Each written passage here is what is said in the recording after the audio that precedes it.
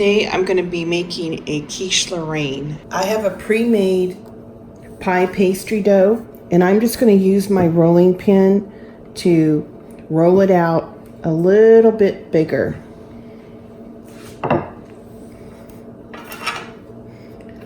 My quiche pan or tart pan is a little bit bigger than a regular pie plate. That looks pretty good. So let's get the pastry into the tart pan.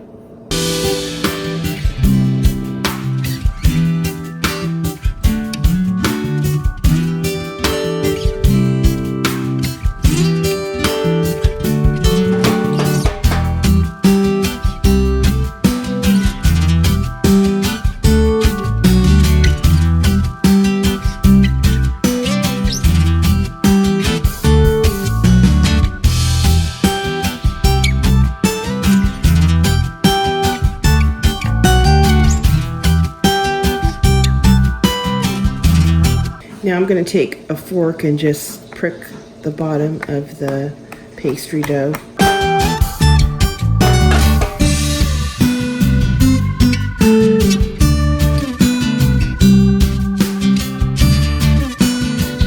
We're going to what they call blind bake this in the oven. And what you do is you take a piece of foil, put it in the bottom, and I use just regular dried beans. I save them and I use them over and over and over. Just spread them out. This keeps the pastry from puffing up when you bake it off for a few minutes. I'm going to put it in the oven, 425 degrees, preheated, for 15 to 20 minutes and blind bake this before we put our filling in. Take the tart out after about 15 minutes. This is what it's going to look like. You're not cooking it all the way through, you're just giving it a head start. Meanwhile, in my skillet, I have a small onion, one leek, washed really good because they grow in sand, so you really want to wash those good. Both of them chopped up, and 6 slices of bacon, which I cut into small pieces. You want to cook this until the onion and the leek gets really soft and translucent, and you want the bacon to be crispy. That's what the onions, leeks, and bacon will look like. I turned off the heat and I'm letting this cool. To put the custard together, we have 3 extra large eggs, 6 ounces of grated Gruyere cheese.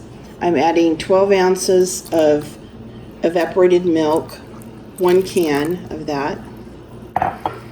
Get this mixed, and then I'll add my seasonings. The seasonings that you will need is 1 tablespoon of flour, 1/4 of a teaspoon of salt, 1/4 a teaspoon of black pepper, a pinch of cayenne, a pinch of nutmeg, and a teaspoon of fresh thyme, just the leaves.